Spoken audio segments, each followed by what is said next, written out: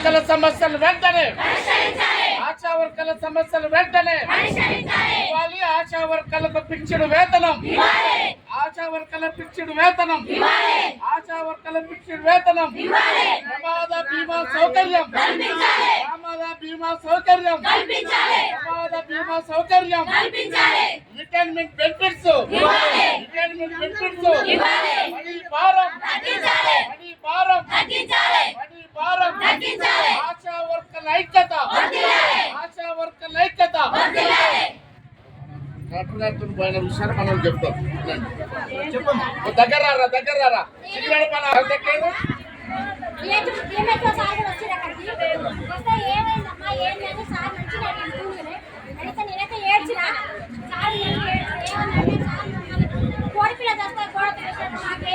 Insurance ఏమి లేదు. మా ఫిక్స్డ్ వేతనం 1000 జనాభాని కంట్రోల్ చేయాలంటే మా ఒక్కల వల్ల అవుతుంది. మీరు ఆలోచించండి, 1000 జనాభాకి మీరు ఎంతమందిని పెడతారో. మేము అదొక్కలమే మీ ఒక్కలే పే చేస్తున్నాం సార్ అని చెప్తే, అవునమ్మా కరెక్టే మీకు ఉందిలేమ్మా అంటే ఫస్ట్ స్టార్టింగ్ ఏ అధికారం వచ్చినా కానీ లోపలికి ఊళ్ళో కడుగు పెట్టగానే ఆశా వర్కర్ ఎవరంటే మాకే చెప్తారు సార్, బడులని మాకే చెప్తున్నారు. మేము చెయ్యమన్నట్లే చేస్తాం, కాకపోతే మాకు ఫిక్స్డ్ వేతనం కావాలని నేను ఏడ్స్తే సార్ అన్నాడుగా ఎమ్మటి డిఎంహెచ్ఓ సార్ మీరు సార్ సార్ అన్నాడుగా వీళ్ళకి ఎమ్మటే ఇన్సూరెన్స్ వర్తించినట్టుగా వీళ్ళకి చెయ్యండి అని చెప్పారు. మరి జీతం మాత్రం ఫిక్స్డ్ వేతనం ఎక్కడ అంతటా చేస్తున్నారు అంటే అంతటా చేస్తారు సార్ అని చెప్పారు. చెప్తే సార్ ఏమంటారంటే అంతటా కాబట్టి నీకన్నా ఇంకా పై అధికారులు ఉన్నారు కాబట్టి వాళ్ళు అక్కడ చెప్తారమ్మా ఫిక్స్డ్ వేతనం అయితే నేను చెప్తా, కాకపోతే నా వల్ల అయ్యేది కాదు, ఇక్కడ నా వల్ల అయ్యేది మాత్రం నేను చేస్తామ్మా. మీకేంటంటే పిఆర్ఓగా చేస్తున్నాను సార్, ప్రతి ఒక్క పని మాత్రమే చేస్తున్నారంటే సరే అమ్మా మీకు ఏ పని ఆ పని చెప్తాం ఇంకో డిఎంహెచ్ఓ సార్ అని సార్ని పిలిపించి నా ముందరే సార్తో మాట్లాడుతున్నాను. ప్రభుత్వం పనులు ఎయ్యి వచ్చినా కానీ బిఎల్ఓ డ్యూటీ కాంచి చిన్న పని నుంచి మొదలుకుంటే పెద్ద పని వరకు మేమే చేస్తున్నాం సార్. ప్రజలకు ఎంత సేవైనా చేస్తాం, ప్రభుత్వానికి ఎంత సేవైనా చేస్తాం కానీ సార్ మాకు కనీస వేతనం కావాలని కోరుకుంటున్నాం సార్. అయితే కలెక్టర్ గారు ఒకటే మీ అందరితోటి మీటింగ్ పెడతారట, ద్వారా జాయింట్ మీటింగ్ పెట్టి మిమ్మల్ని కూర్చోబెట్టి మీ సమస్యల మీద మాట్లాడాలని చెప్పేసి డిఎంహెచ్ఓ గారికి ఆర్డర్ ఇచ్చిండు కలెక్టర్ గారు. కలెక్టర్ గారు చెప్పినట్టుగా మనకు ఈ వారం రోజుల్లో జాయింట్ మీటింగ్ కనుక ఏర్పాటు చేసినట్లయితే మన సమస్యలు ఏవైతే ఉన్నాయో ఆ సమస్యలన్నీ కూడా మాకు పరిష్కారం కావాలని చెప్పేసి మనం డిమాండ్ చేయాలి. మాకు ఇవాళ మేము కలెక్టరేట్ ధర్నాకు వస్తే బెదిరింపులు అదిరింపులు అక్కడ ఉన్నటువంటి డిఎంహెచ్ఓలు కానీ ఇంకా మన పై అధికారులు ఆ రకంగా వేధిస్తున్నారు, అది కరెక్ట్ కాదు అని చెప్పేసి మనం చెప్పడం కూడా జరిగింది. అది కూడా సారు ఆలోచిస్తూ ఉన్నారు. మనకే భయం లేదు, మన పోరాటం చేయాల్సిందే. మీరందరూ ఎప్పుడు పిలుపునిస్తే అప్పుడు రావాల్సిందే. మీరంతా కూడా ఐక్యంగా ఉండాలని నేను కోరుకుంటున్నా. అటు ఇటుగా మీరు ఆలోచన చేయవద్దు. మన సిఐటి గత 40 సంవత్సరాల నుంచి మీ అందరి కోసం పోరాటం చేస్తూ ఉన్నది. గత 38 రోజులు దాదాపు 90 రోజుల దాకా సమ్మె చేసినాం. ఆ సమ్మె సందర్భంగా అనేక సమస్యలు రాష్ట్రం దృష్టికి పోయింది. అలాంటి సమ్మెను ఇప్పుడు కూడా ఎప్పుడు సమస్యలు వచ్చినా సమ్మె చేస్తూనే ఉన్నాం, కానీ మన సమస్యలు పరిష్కారం రావడం లేదు. ఆ సమస్యలకు పరిష్కారం అయ్యేంత వరకు మనందరం కూడా పోరాటం చేయాలి. మీరందరూ ఈ రోజున అన్ని మండలాల నుంచి వచ్చినందుకు అందరికీ ధన్యవాదాలు తెలుపుతా ఉన్నాం. కలెక్టర్ గారు మరి ముఖ్యంగా మా గురించి చింతించారు. ఎందుకంటే మీరు ఆరోగ్య సేవలు అందిస్తుంటే మీకు ఆరోగ్య బీమా కల్పించలేదు ఆ ప్రభుత్వం. దీని విషయంలో నేను చాలా చింతిస్తున్నాను అమ్మన్నారు.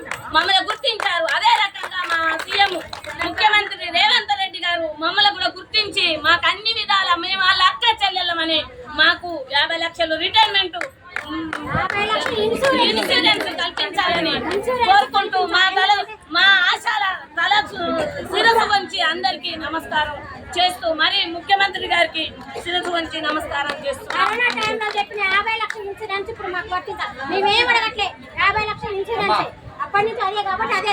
నమస్కారం. అన్ని మండలాల నుంచి పెద్ద ఎత్తున ఆశా వర్కర్లు తన ఆకలి బాధలతోని వాళ్ళ ప్రధానమైన డిమాండ్ ఏదైతే ఉందో ఫిక్స్డ్ వేతనాన్ని ప్రకటించాలనే ఆలోచనతో రాష్ట్ర వ్యాప్తంగా అన్ని జిల్లా కలెక్టర్ల ముందు పెద్ద ఎత్తున ధర్నా చేయడం జరిగింది. ఈ రోజు కూడా మన సూర్యాపేట జిల్లా కేంద్రంలో మన కలెక్టరేట్ ముందు ధర్నా చేసినాం. ఈరోజు వివిధ రూపాల్లో ఉన్నటువంటి డిమాండ్లను కూడా కలెక్టర్ గారి దగ్గర తీసుకున్నాం. చాలా సానుకూలంగా స్పందించడం జరిగింది. మన సోదరి చాలా ఏడ్చింది. మేము చచ్చిపోతే గోడవతల పూర్తి చేస్తే గోడవతలు వేసినట్టుగా కనీసం మట్టి పనికి కూడా డబ్బులు ఇవ్వలేనటువంటి పరిస్థితుల్లో మేమే సందాలు వేసుకొని కాలు తినా చేయి తినా చచ్చిపోయినా మా ఆశా వర్గాలకు ఉన్నటువంటి జీతాలు మొత్తం కూడా కూడబెట్టుకొని ఆ కుటుంబాలను మేము ఆదుకున్నాం. ప్రభుత్వం ఏమాత్రం కూడా ఆదుకోవటం లేదని చెప్పేసి మన సోదరి చెప్పడం జరిగింది. వెంటనే కలెక్టర్ గారు స్పందించారు. వెంటనే డిఎంఎస్ గారు పిలిచారు. ఇక్కడ ఎందుకు జరగట్లేదు అనే విషయాన్ని కూడా మాట్లాడడం జరిగింది. వెంటనే కలెక్టర్ గారు ఏం చెప్తున్నారంటే అన్ని మండలాలకి 5 జాయింట్ మీటింగ్ ఆశా వర్గంతో జాయింట్ మీటింగ్ ఇక్కడనే డిఎంహెచ్ ఆఫీసులో పెట్టాలని చెప్పేసి అన్నాడు. వారు కూడా పెడతాను. నేను కూడా వాళ్ళ తర్వాత పోయి కూడా మాట్లాడడం జరిగింది. అమ్మ మనం పోరాడుతున్న ఏది సాధించలేము. పోరాడిన సందర్భంగానే మనం ఇక్కడ దాకా వచ్చినాం. అంతకుముందు 500, 300, 200 ఇచ్చేది. ఇప్పుడు 9,500 దాకా ఇప్పుడు రావడం జరిగింది. ఇప్పుడు మన ప్రధాన డిమాండ్ అంటే ఫిక్స్డ్ వేతనం, సమాన పని సమాన వేతనం. అట్లానే మట్టి చనిపోతే మనల్ని ప్రభుత్వ అంత్యక్రియలకి మరి 30,000 రూపాయలు ఇవ్వాలనేది. రిటైర్మెంట్ బెనిఫిట్స్ కూడా మనకి మరి అంగన్వాడీ టీచర్లు కూడా మొన్ననే ప్రకటించి 2 లక్షలని, అది కూడా సరిపోదని చెప్తున్నాం. వాళ్ళ వేతనాలు కూడా పెంచాలని చెప్తున్నాం. ఆశా వర్కర్లు కూడా అంగన్వాడీల కంటే కూడా ఎక్కువ పనిచేస్తారు. వాళ్ళకి ఖచ్చితంగా ఆరోగ్య సమస్యలు కానీ మిగతా సమస్యలు కానీ నిరంతర డాక్టర్ల కంటే ఎక్కువ ప్రాథమిక స్థాయి నుంచి మరి 1వ నెల నుంచి ప్రెగ్నెన్సీ అయిన కానీ మొదలుపెట్టి డెలివరీ అయిన దాకా రియంబోలు కష్టపడుతుందని చెప్పి చెప్తున్నది. అక్కడ టీఐడీలు కూడా రానుబోను హాస్పిటల్ కొట్టుకుండా రానుబోను ఛార్జీలు కూడా గవర్నమెంట్ ఇవ్వాలని చెప్పేసి మనం డిమాండ్ చేయడం జరిగింది. అందుకనే మీరందరూ కూడా ఏకతాటి మీద ఉండి ఇప్పటిదాకా సిఐ గారితో మనం పెద్ద ఎత్తున పోరాటం చేసి చలాపు సాధించుకున్నాం. రానున్న కాలంలో ఫిక్స్డ్ వేతనం, రానున్న కాలంలో పర్మనెంట్, రానున్న కాలంలో సెకండ్ హ్యాండ్గా మనం గుర్తించే దానికోసం మనం పెద్ద ఎత్తున పోరాటాలు చేద్దామని చెప్పి తెలియదు. మరొకసారి మీరందరూ కూడా చేతులు ఎత్తాలి. వర్ధిల్లాలి ఆశా వర్కర్ల ఐక్యత, ఆశా వర్కర్ల ఐక్యత. సాధిద్దాం ఫిక్స్డ్ వేతనాన్ని,